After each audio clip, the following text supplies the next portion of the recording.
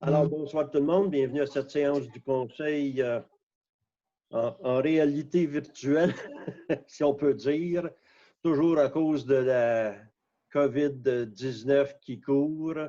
C'est toujours de façon exceptionnelle et c'est fait à huis clos.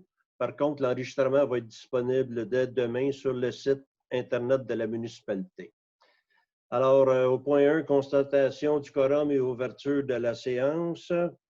Il nous manque Jean-Pierre, qui est absent pour des raisons médicales. Alors, je vous nomme et vous me dites et vous faites signe présent. Alors, Mme Baudry, Christiane Baudry, conseillère district 6. Oh, je ne le vois pas. Attendez un petit peu. Oui, Christiane est là. Bonsoir, Christiane. District 5, Michel Charon. Bonsoir. Bonsoir, Michel. Jean-Pierre Chalette est absent. Éric Delonchamp, conseiller district 1. Bonsoir. Bonsoir, Éric. Jean-François Mills, conseiller district 4. Bonsoir. Bonsoir, Jean-François. Alors, merci. Et M. Éric Gélina, directeur général adjoint, est également présent. Bonsoir. Bonsoir. Constatation, adoption de l'ordre du jour. Alors, à l'ordre du jour qui est présenté sur le site Internet et que vous avez tous en main présentement, il y a un point qui a été ajouté, 8.4, soumission pour l'émission de billets. Ensuite, le point 10.3, entretien du seuil du lac La Chance, il y a eu des modifications. Et le point 11.2, dépôt du rapport mensuel du service de l'hygiène du milieu, volet eau usée pour le mois de juillet 2020 et retiré de l'ordre du jour pour des raisons techniques. Alors, au point 3, adoption procès-verbal. Ah, ça prend quelqu'un qui propose l'adoption. Michel. Michel pour l'ordre du jour. Tout le monde est d'accord? Merci. Oui. Attendez un petit peu, là, j'arrive au point 3. Adoption procès-verbal de la séance ordinaire du 21 juillet 2020. Alors, sur proposition de, il est résolu que le procès-verbal de la séance ordinaire du 21 juillet 2020 soit adopté tel que présenté. Alors, proposé par Michel Charon. Tout le monde est d'accord? Oui. Oui. Oui. Point 4, adoption procès-verbal de la séance extraordinaire du 27 juillet 2020. Sur proposition... Attendez un petit peu, là. Il y a de la brume dans mes lunettes. Là. Sur proposition de M. Jean-François Mills, il est résolu que le procès-verbal de la séance extraordinaire du 27 juillet soit adopté tel que présenté. Tout le monde est d'accord? Oui. Oui. Adopté. Point 5. Adoption procès-verbal de la séance extraordinaire du 4 août 2020. Alors, sur proposition de proposeur Michel Charon, il est résolu que le procès-verbal de la séance extraordinaire du 4 août 2020 soit adopté tel que présenté. Alors, tout le monde est d'accord? Oui. Oui. Oui. Point 6. Un dépôt de la correspondance du mois de juillet 2020. Alors, sur proposition de Mme Christiane Baudry, il est résolu que ce Conseil accepte le dépôt de la correspondance du mois de juillet 2020, identifié par le bordereau numéro C07-2020, à être classé et conservé en conformité avec les dispositions du calendrier de conservation des archives municipales. Tout le monde est d'accord? Oui. Oui. Oui. Ben oui, c'est un dépôt. Première période de questions, il n'y en a pas en raison du huis clos. Au point administration, 8.1, dépôt du rapport des dépenses et paiements autorisés pour la période du 18 juin 2020 au 22 juillet 2020. Alors, c'est un dépôt. Alors, le dépôt sur proposition de M. Michel Charon, il est résolu que le Conseil approuve la liste des chèques émis déboursés directs au montant de 129 748,87 et des salaires nets payés au montant de 67 635,42 au cours du mois de juillet 2020. Alors, c'est déposé. Approbation de la liste des comptes à payer au 10 août 2020 et autorisation de paiement. Alors, cette proposition de M. Michel Charron, il est résolu que le Conseil approuve la liste déposée des comptes à payer aux fournisseurs datés du 10 août 2020, totalisant un montant de 366 320,95 et en autorise le paiement. Alors, tout le monde est d'accord? Oui. Oui. Alors, approbation de la liste, c'est adopté, c'est fait. 8.3. Résolution de concordance et de courte échéance relative à un emprunt par billet au montant de 879 900 $ qui sera réalisé le 25 août 2020. Alors, M. Gélinas, je vous laisse la lecture. Oui, attendu que, conformément au règlement d'emprunt suivant et pour le montant indiqué, la municipalité de la paroisse de Saint-Damien souhaite emprunter par billet pour un montant total de 879 900 $ qui serait réalisé le 25 août 2020, réparti comme suit. Donc, règlement d'emprunt numéro 637 pour un montant de 879 900 $. Attendu qu'il y a lieu de modifier le règlement d'emprunt en conséquence, attendu que, conformément au premier alinéa de l'article 2 de la Loi sur les dettes et emprunts municipaux, donc RLRQ chapitre D7, pour les fins de cet emprunt et pour le règlement d'emprunt numéro 637, la municipalité de la paroisse de Saint-Damien souhaite réaliser l'emprunt pour un terme plus court que celui originellement fixé à ces règlements. En conséquence, sur proposition, il est unanimement résolu que le règlement d'emprunt indiqué au premier alinéa du préambule soit financé par billet, conformément à ce qui suit. Les billets seront datés du 25 août 2020. Les intérêts seront payables semi-annuellement le 25 février et le 25 août de chaque année. Les billets seront signés par le maire et le secrétaire trésorier adjoint. Les billets, quant au capital, seront remboursés comme suit. 2021, 80 900 $, 2022, 82 400 $, 2023, 84 000 $, 2024, 85 400 $, 2025, 87 100 $ à payer en 2025 et en 2025, la balance, 460 100 $ sera à renouveler. Qu'en ce qui concerne les amortissements annuels de capital prévus pour les années 2026 et suivantes, le terme prévu dans le règlement d'emprunt numéro 637 soit plus court que celui originellement fixé, c'est-à-dire pour un terme de 5 ans à compter du 25 août 2020, au lieu du terme prescrit pour les 10 amortissements, chaque émission subséquente devant être pour le solde ou partie de solde due sur l'emprunt. Alors, proposé par Christiane. Tout le monde est d'accord? Oui. Oui. Oui. Adopté. 8.4. Soumission pour l'émission de billets. Alors, Éric, M. Gélinas. Oui.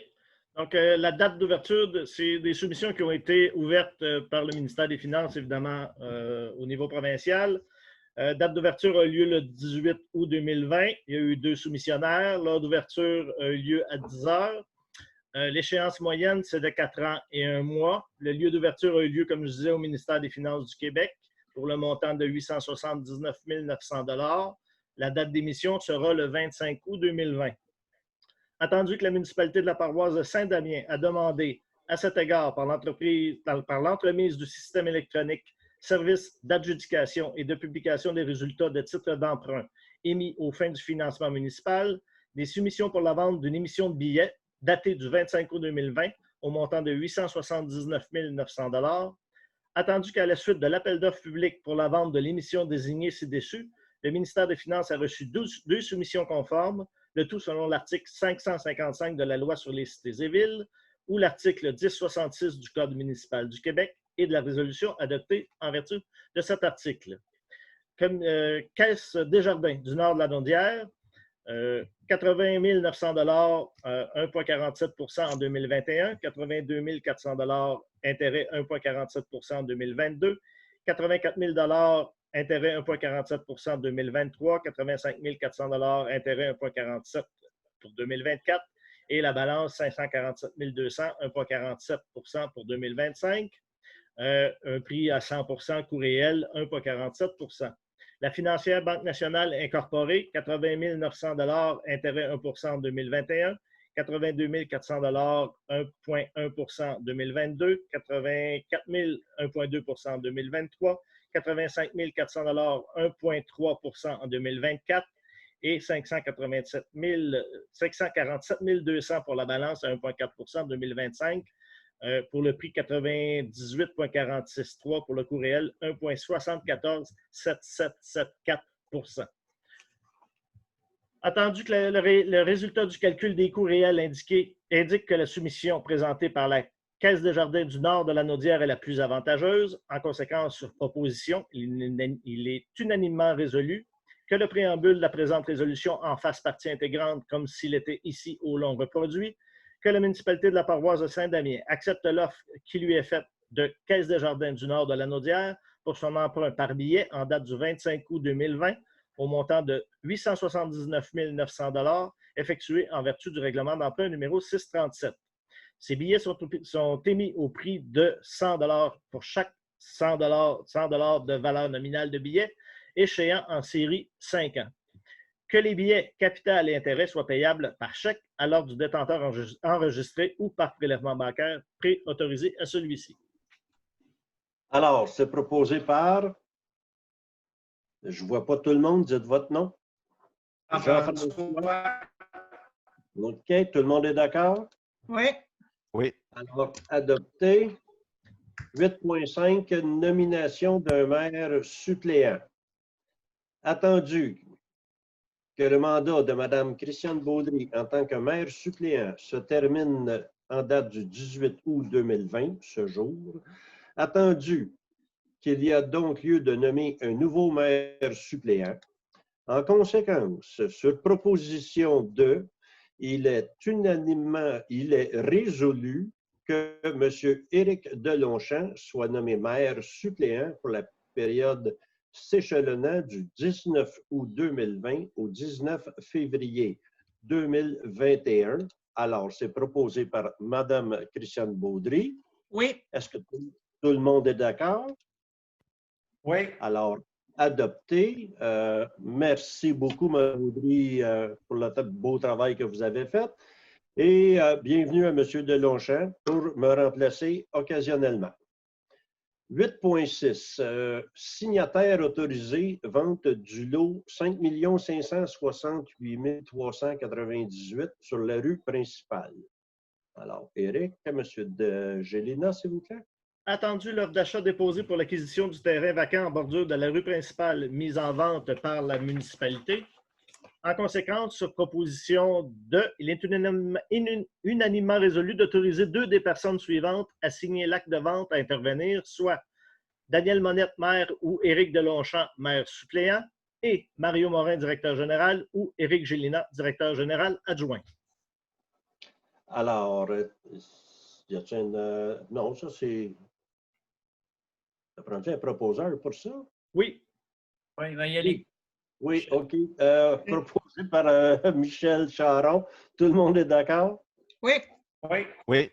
Alors, adopté. 8.7. Déploiement Internet haute vitesse et téléphone cellulaire. Monsieur Gélina.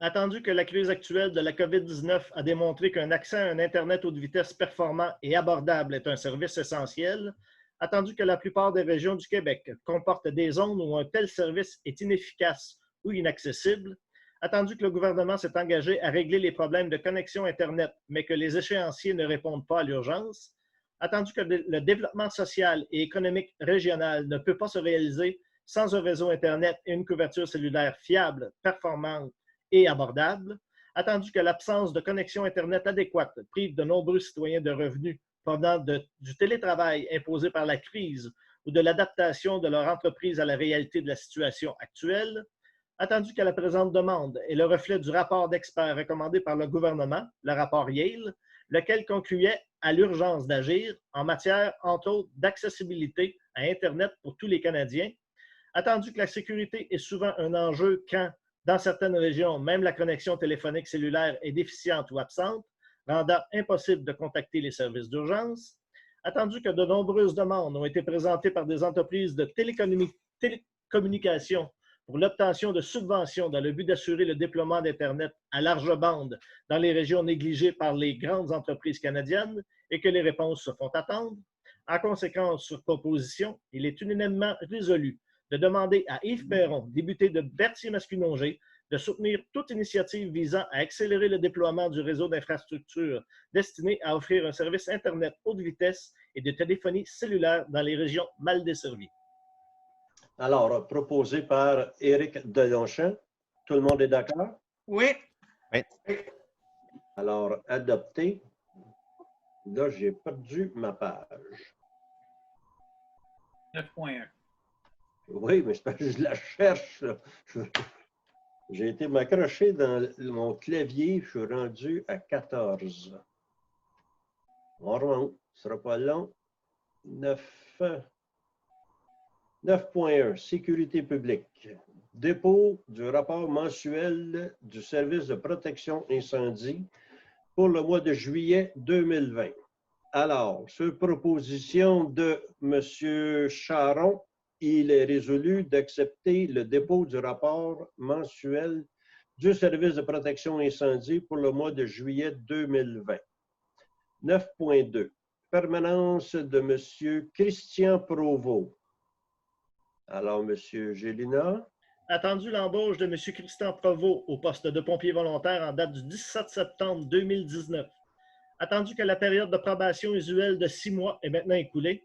Attendu une recommandation favorable d'embauche permanente formulée par le directeur du service incendie, M. Jean-François Bruno, en date du 28 juillet 2020. En conséquence, sur proposition, il est unanimement résolu de confirmer la permanence de M. Christian Provost au poste de pompier volontaire. Alors, proposé par Michel Charon. Oui. Alors, tout le monde est d'accord? Oui. Oui. Adopté à l'unanimité. 9.3. Permanence de M. Félix Saint-Vincent Lévesque. M. Gélina. Attendu l'embauche de M. Félix Lévesque au poste de pompier volontaire en date du 17 septembre 2019. Attendu que la période de probation usuelle de 6 mois est maintenant écoulée. Attendu une recommandation favorable d'embauche permanente formulée par le directeur du service incendie, M. Jean-François Bruno, en date du 28 juillet 2020. En conséquence, sur proposition, il est unanimement résolu de confirmer la permanence de M. Félix Lévesque au poste de pompier volontaire. Alors, proposé toujours par Michel Charon. Tout le monde est d'accord? Oui. Oui. Adopté à l'unanimité. 9.4. Démission d'un pompier volontaire. Monsieur Gélina. Sur proposition de, il est unanimement résolu d'accepter la démission de M. Steve Bretstowensky de son poste de pompier volontaire du service incendie, d'adresser de sincères remerciements à M. Bretstowensky pour sa contribution à la protection des citoyens de la municipalité de Saint-Damien par sa participation aux interventions de l'équipe du service de sécurité incendie municipal. Alors, proposé par M. Éric Delonchamp. Tout le monde est d'accord? Oui. Adopté à l'unanimité. Travaux publics. 10.1. Dépôt du rapport mensuel du service des travaux publics pour le mois de juillet 2020. Sur proposition de M. Jean-François Mills, il est unanimement résolu d'accepter le dépôt du rapport mensuel du service des travaux publics pour le mois de juillet 2020. 10.2. Permanence de M. Jean-François Tassé. M. Gélina. Attendu la fin de la période de probation de M. Jean-François Tassé au poste journalier chauffeur du service des travaux publics de la municipalité de Saint-Damien en date du 27 juillet 2020. Attendu une recommandation favorable d'embauche permanente formulée par le directeur du service des travaux publics, M. Jean Lompré, en date du 29 juillet 2020. En conséquence, sur proposition, il est unanimement résolu de confirmer la permanence de M. Jean-François Tassé au poste de journalier chauffeur du service des travaux publics de la municipalité de Saint-Damien, et ce, à compter du 27 juillet 2020. Alors, proposé par M. Jean-François Mills, tout le monde est d'accord? Oui. Oui. Alors, adopté. Bienvenue à bord, M. Tassé. 10.3. Entretien du seuil du lac Lachance. M. Gélina. Attendu qu'à la suite de la réflexion complète du seuil du lac Lachance, la municipalité est consciente que celui-ci nécessite maintenant un entretien annuel printanier. Attendu qu'au cours de cet entretien périodique et à la suite de la crue printanière, le niveau de l'eau soit vérifié et ajusté, attendu qu'il y a lieu d'inclure cet entretien à la programmation annuelle du service des travaux publics afin que ces travaux soient effectués de façon régulière à tous les printemps. En conséquence, sur proposition, il est unanimement résolu que les travaux d'entretien du seuil du lac Lachance soient inclus dans la programmation annuelle du service des travaux publics afin que ceux-ci soient réalisés à chaque printemps à la suite de la crue des eaux, que ces travaux incluent une vérification et un ajustement du niveau de l'eau si requis, qu'un compte-rendu de ces travaux soit transmis à la Direction générale au plus tard au mois de juin de chaque année et classé au dossier du barrage à forte contenance, identifié par le numéro X000-4413 du répertoire des barrages du Québec. Alors, proposé par votre nom, s'il vous plaît? Éric Delonchamp. Tout le monde est d'accord? Oui. Alors, Oui. adopté. Point suivant, hygiène du milieu et environnement, 11.1, dépôt du rapport mensuel du service de l'hygiène du milieu, volet eau potable pour le mois de juillet 2020. Alors, sur proposition de M. Éric Delonchamp, il est unanimement résolu d'accepter le dépôt du rapport mensuel du service d'hygiène du milieu, volet eau potable pour le mois de juillet 2020. 11.2 est retiré. 11.3, dépôt du rapport mensuel de la collecte des ordures et du recyclage pour le mois de juin 2020. Alors, sur proposition de M. Michel Charon, il est unanimement résolu d'accepter le dépôt du rapport mensuel du service d'hygiène du milieu, volet collecte des ordures et recyclage pour le mois de juin 2020.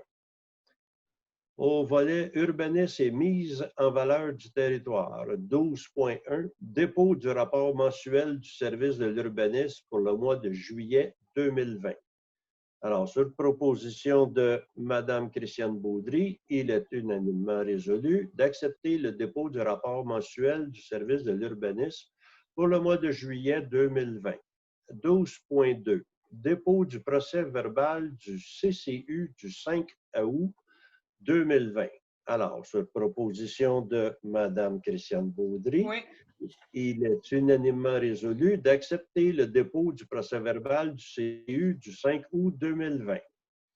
12.3, demande de dérogation mineure 2020-135 pour le 4249 chemin des sportifs. Monsieur Gélina. Les membres du Conseil prennent connaissance d'une demande de dérogation mineure pour la propriété sise au 4249 chemin des sportifs. Le requérant souhaite installer une piscine hors terre en cour avant sur sa propriété, ce qui contrevient à l'article 4.1.4 du règlement de zonage numéro 753 qui stipule que les piscines et les spas sont prohibés dans la cour avant. Attendu que la demande a été traitée par le comité consultatif d'urbanisme à sa séance du 5 août 2020, attendu qu'après étude du dossier par les membres du comité consultatif d'urbanisme, il a été recommandé au conseil municipal d'accepter la demande de dérogation conditionnellement à ce que la piscine soit cachée de la rue par une haie d'une hauteur minimale de 52 pouces, attendu qu'une consultation publique écrite a été tenue entre le 30 juillet et le 14 août 2020 en regard de cette demande et que la municipalité n'a reçu aucun commentaire et ou question en regard de cette dernière. En conséquence, sur proposition, il est unanimement résolu que ce conseil entérine la recommandation du comité consultatif d'urbanisme et accepte la demande de dérogation mineure conditionnellement à ce que la piscine soit cachée de la rue par une haie d'une hauteur minimale de 52 pouces. Alors, c'est proposé par Mme Baudry. Ah oui. Est-ce que tout le monde est d'accord? Oui. Oui. Alors, adopté. 12.4, demande de dérogation mineure. Non, excusez-moi, M. le maire, c'est parce qu'au CCU, moi, j'ai eu une réserve. Je n'étais pas d'accord avec ça, fait que c'est difficile pour moi de le proposer, je pense. Ah, OK. Je vais le proposer. OK. OK. Proposé par Éric. Est-ce que Mme Baudry, vous demandez le vote? Non, je vais me joindre à tout le monde, il n'y a pas de problème. D'accord. Alors, adopté à l'unanimité. Merci beaucoup. 12.4. Demande de dérogation mineure 2020-182, 1170, chemin du Pas. Monsieur Gélina. Les membres du Conseil prennent connaissance d'une demande de dérogation mineure pour la propriété sise au 1170 chemin du Pas. Le requérant souhaite construire un garage autonome en cours avant sur sa propriété, ce qui contrevient à l'article 4.1.5 du règlement de zonage numéro 753 qui stipule que les abris d'automobile, les garages privés autonomes et les remises sont prohibés dans la cour avant. Attendu que la demande a été traitée par le comité consultatif d'urbanisme à sa séance du 5 août 2020, attendu qu'après étude du dossier par les membres du comité consultatif d'urbanisme, il a été recommandé au conseil municipal d'accepter la dérogation soumise, attendu qu'une consultation publique écrite a été tenue entre le 30 juillet et le 14 août 2020 en regard de cette demande et que la municipalité n'a reçu aucun commentaire et ou question en regard de cette dernière. En conséquence, il est unanimement résolu que ce conseil entérine la recommandation du comité consultatif d'urbanisme et accepte la demande de dérogation mineure telle que présentée. Alors, Là, je peux... oui. proposé par Mme Là, ça va. Baudry. Merci. Tout le monde est d'accord? Oui. Oui. Adopté. 12.5, demande de PIIA 2020-041 modifiée au 601 chemin Beauparlant. Monsieur Gélina. Les membres du Conseil prennent connaissance du plan d'implantation et d'intégration architecturale PIIA modifié soumis pour la propriété sise au 601 chemin Beauparlant. Le requérant souhaite ajouter une véranda 3 saisons sur l'agrandissement avec balcon en cour latérale gauche déjà approuvé. Attendu que la demande a été traitée par le comité consultatif d'urbanisme à sa séance du 5 août 2020 en raison de la présence d'un corridor patrimonial, attendu qu'après étude du dossier par les membres du comité consultatif d'urbanisme, il a été recommandé au conseil municipal d'accepter le plan soumis et modifié. En conséquence, sur proposition, il est unanimement résolu que ce conseil entérine la recommandation du comité consultatif d'urbanisme et accepte le plan d'implantation et d'intégration architecturale tel que modifié. Alors, proposé par M. Jean-François Mills. Tout le monde est d'accord? Oui. Oui. Adopté. 12.6, demande d'usage conditionnel de type résidence de tourisme au 3210 chemin des Pommiers. Monsieur Gélina. Oui, les membres du Conseil prennent connaissance d'une demande d'usage conditionnel de type résidence de tourisme pour la propriété sise au 3210 chemin des Pommiers.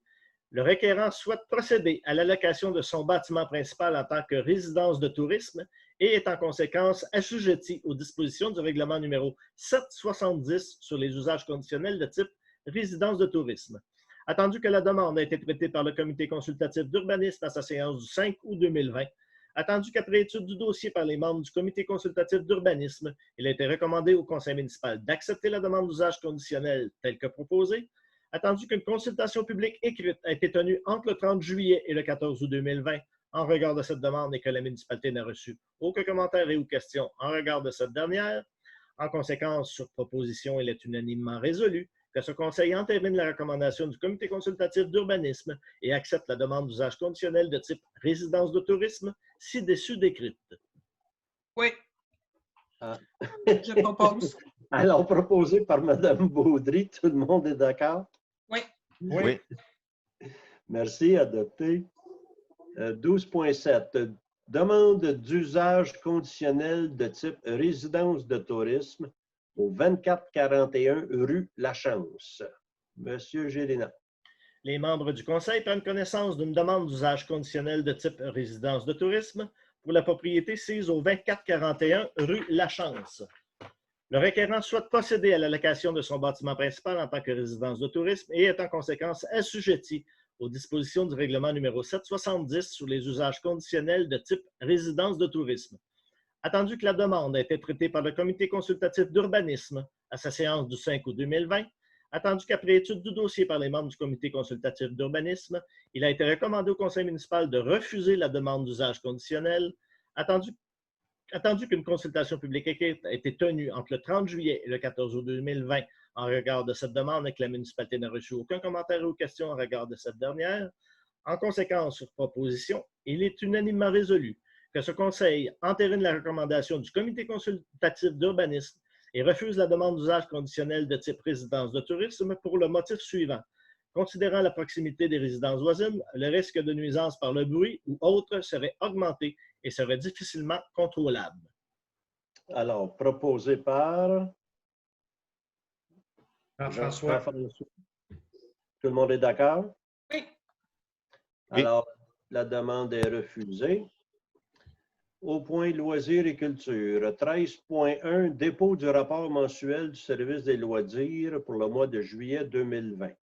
Alors, sur proposition de Mme Christiane Baudry, il est unanimement résolu d'accepter le rapport mensuel du service des loisirs pour le mois de juillet 2020. 13.2, dépôt du rapport mensuel du service de la bibliothèque pour le mois de juillet 2020. Alors, sur proposition de Mme Christiane Baudry, il est unanimement résolu d'accepter le rapport mensuel du service de la bibliothèque pour le mois de juillet 2020. Règlement 14.1. Adoption au règlement numéro 782, limite de vitesse applicable sur le chemin Beauparlin-Ouest.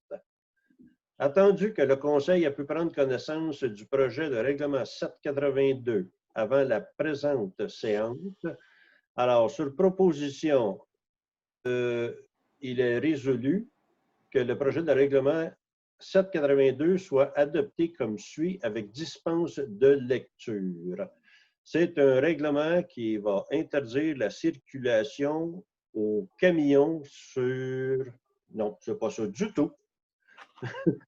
C'est le projet de règlement 782 qui limite la vitesse applicable sur le chemin Beauparlin-Ouest tel que déposé antérieurement. Et la vitesse est limitée à 50 km/h, tout simplement. C'est le résumé de la dispense de lecture. Alors, c'est proposé par M. Jean-François Mills. Tout le monde est d'accord? Oui. Oui. Adopté. On saute le règlement. 14.2. Bon. Un avis de motion pour un projet de règlement numéro 783. Interdiction de circulation lourde sur le chemin Beaulieu. Alors, un avis de motion est donné par M. Éric Delonchamp qu'à la prochaine séance, le règlement numéro 783 visant à interdire la circulation lourde sur le chemin Beauparlin sera proposé pour adoption. Alors, avis de motion est déposé par M. Delonchamp. 14.3, adoption, projet de règlement numéro 783, interdiction de circulation lourde sur le chemin Beaulieu. Attendu que le Conseil prenne connaissance du projet de règlement numéro 783 avant la présente séance, alors, sur proposition de M. Éric Delonchamp, il est résolu que le projet de règlement 783 soit adopté comme suit avec dispense de lecture. Alors, c'est proposé par M. Delonchamp. Tout le monde est d'accord? Oui. Oui. Alors, adopté, et le résumé, ben ça le dit par le titre, interdiction de circulation lourde sur le chemin Beaulieu, c'est-à-dire interdit aux camions, sauf pour livraison locale. Bon. 14.4. Adoption au règlement 770-2, modification du règlement 770 sur les usages conditionnels ratio des résidences de tourisme. Monsieur Gélinas, je t'apprends sécher. Attendu que le Conseil ait pu prendre connaissance du projet de règlement numéro 770-2 avant la présente séance, sur proposition de, il est unanimement résolu que le règlement numéro 770-2 soit adopté comme suit avec dispense de lecture. Alors, c'est proposé par Mme Christiane Baudry. Oui. Tout le monde est d'accord? Oui. Oui. Alors, adopter le résumé, c'est le ratio de résidence qui passe de 10 à 5 pour les zones autorisées à l'intérieur des limites de Saint-Damien. Point 15, divers et affaires nouvelles. Alors, la parole est aux élus. District 1. Éric. Oui, bonsoir tout le monde. On a reçu à la municipalité, à l'attention de M. le maire et à l'attention du ministère des Forêts, Ressources naturelles, Parcs, etc., la faune, une pétition demandant qu'on mette à plus tard les coupes forestières pour avoir le temps de... je vais prendre le papier comme il faut. C'est ça. De reporter ça en 2021. Le titre de la pétition, c'est « Modification pour le chantier de coupe à Saint-Damien avec consultation des résidents. Pétition pour harmoniser les chantiers Jacques Pluie-Est, V3 et Gauthier, V2 avec consultation des résidents. » Donc, on a reçu ça, on a regardé ça et moi, comme conseiller municipal, puisque effectivement, je trouve que c'est censé de prendre le temps de regarder les alternatives, s'assurer qu'il n'y ait pas de coupe à blanc, mais plutôt des coupes en lisière ou d'autres techniques. Aussi le fait que Saint-Damien a toujours mis de l'avant le côté nature et on veut développer aussi le tourisme, le plein air et tout ça. Et toutes les autres considérations écologiques aussi concernant les changements climatiques. Donc, moi, j'ai signé, je vais aviser des gens que j'ai signé comme conseiller municipal et personnellement la dite pétition et que j'appuie cette démarche-là. Voilà, c'est tout. Ça a été long, je m'excuse. C'est que la pétition, l'ordre c'est très long, hein? Ça fait que... Il faut dire que cette pétition-là, c'est un peu le... je vous le dis, moi aussi, la pétition m'est adressée et je l'ai signée en plus. Hein? Il faut y aller. Et le contenu de la pétition, c'est un peu le discours que je tiens auprès du ministère depuis, écoutez, je pourrais vous dire, de 2018, demandant des alternatives.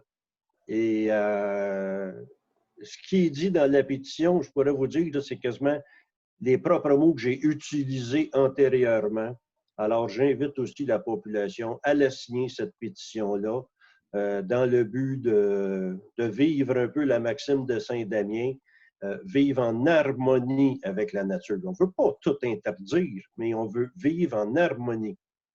Si je peux rajouter, M. Monette, la pétition est en ligne sur la page Facebook du regroupement citoyen autogéré qui est Mobilisation Matawini.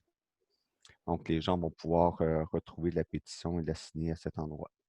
Oui, puis déjà, nous qui représentons 2000 résidents permanents, et on peut dire 4000 à 4500 l'été avec les villégiateurs, la pétition est déjà rendue au-delà de 600 personnes qui appuient ce mouvement-là. Alors, autour de Jean-François, District 4.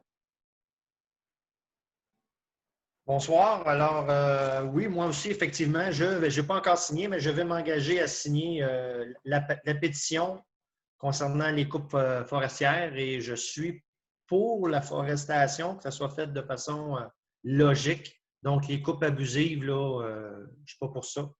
Et puis, j'avais un autre point. Je fais partie du comité des travaux publics de la municipalité. Et avec le directeur des travaux publics, il y a eu une idée qu'on va avoir un formulaire pour les plaintes au niveau travaux publics. Et je m'engage en tant que que personne dans le comité de travaux publics à m'assurer que les plaintes soient faites avec un suivi dans un délai raisonnable. Donc, c'est un mandat que je me donne du côté personnel dans ça. Puis, pour le service de la population, pour m'assurer qu'il y a des délais raisonnables. Alors, c'est ce qu'il y a de nouveau dans mon district. Merci Jean-François. Alors, au district 5, Michel. C'est pour vous dire comme quoi que c'est signé depuis longtemps, la pétition. Et puis, j'ai pas l'heure qui va avoir l'ouverture du skateboard le 10 septembre. Je sais qu'ils font une ouverture là, officielle, c'est le 10 septembre, mais je pense que c'est à 10 h le matin. Exact. 10 h le matin. Fait que rendez-vous pour ceux qui veulent voir ça. Oui, merci beaucoup. Effectivement, notre nouveau skatepark est terminé. Peut-être des petits détails à compléter avec le nouveau parc familial. Alors, l'inauguration le 10 septembre à 10 h. C'est ça. Merci. Merci Michel. District 6, Christiane? Oui, bonjour tout le monde. Alors, vous avez dû remarquer qu'on a encore un peu de gravier à traverser au-dessus du ponceau de la rivière.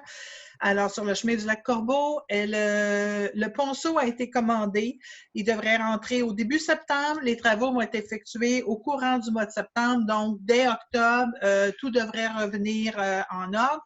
Par contre, il faut s'attendre à une fermeture complète du chemin du lac Corbeau. La municipalité, les travaux publics, on s'excuse vraiment des inconvénients, mais nous allons devoir faire le détour par la 347, le chemin Montauban.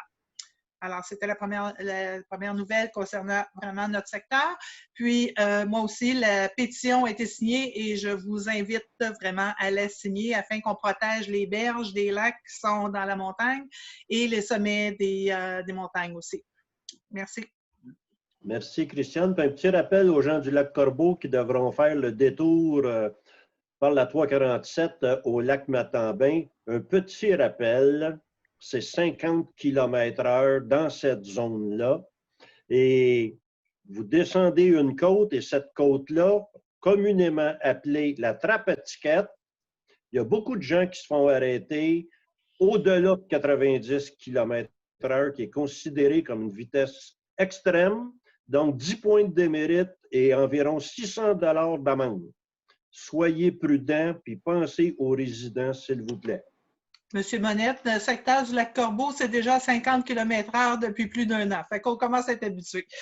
Merci. C'est formidable. OK. Moi, de mon côté, écoutez, tout ce que je peux vous dire, c'est que la COVID-19 fait des siennes encore. Nos voisins sont très affectés présentement, autant Saint-Gabriel que Saint-Émilie.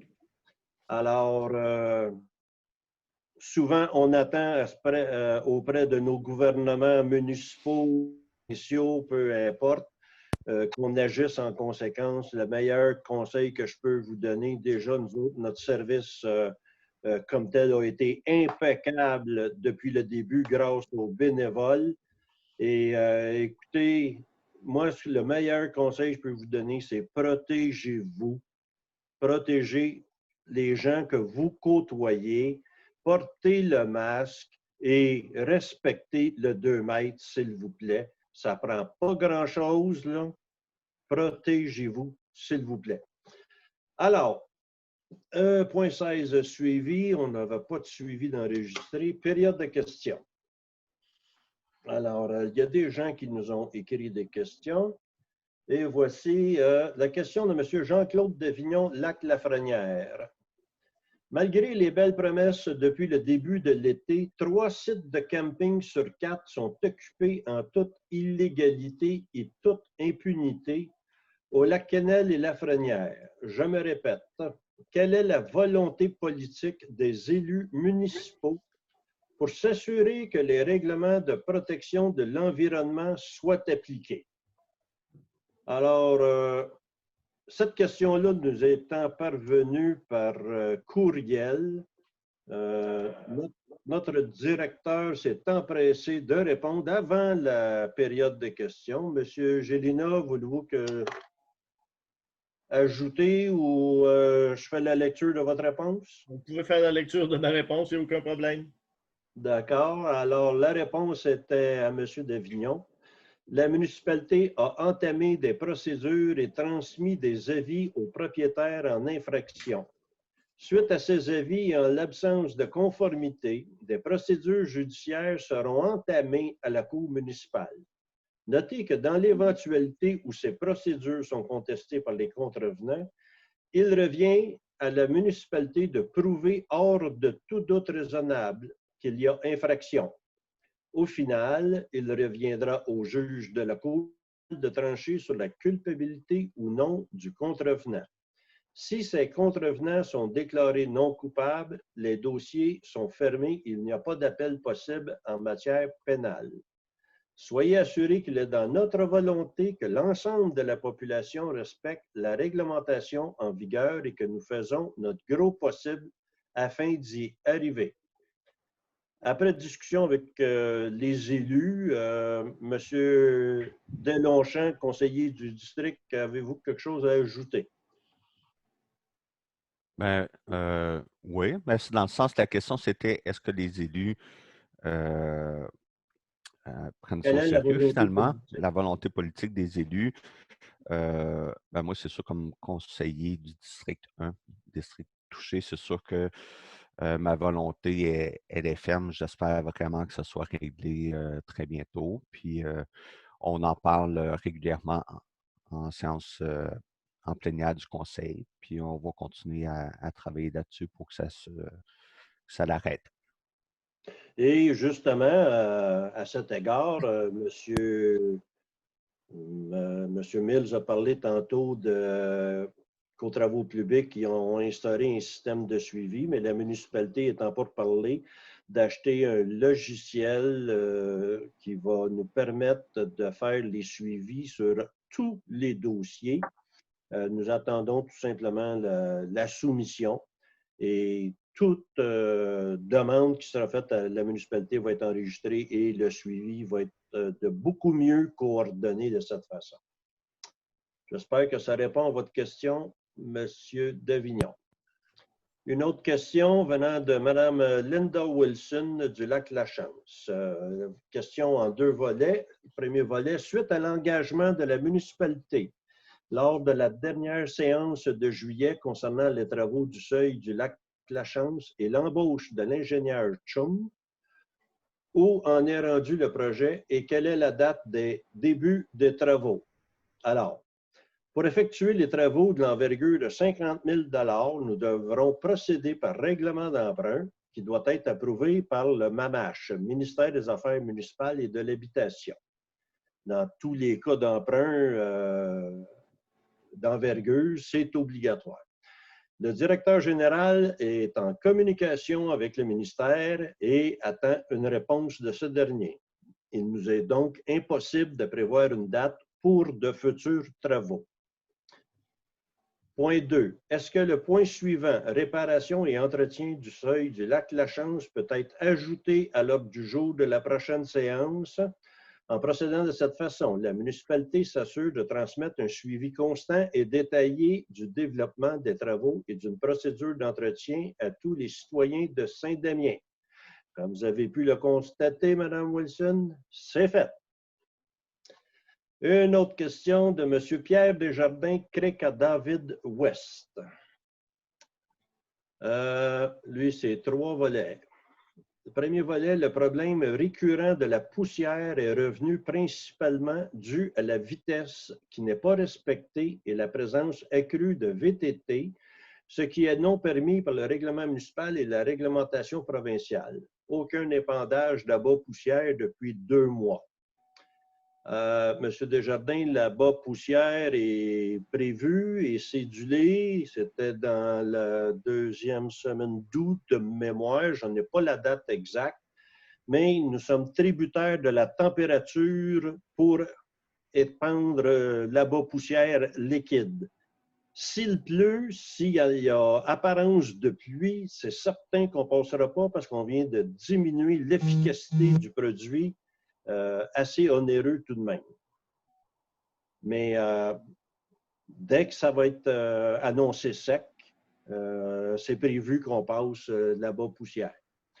2. Pourquoi faire un sentier multifonctionnel non motorisé s'il est fréquenté par de nombreux VTT et véhicules tout-terrain?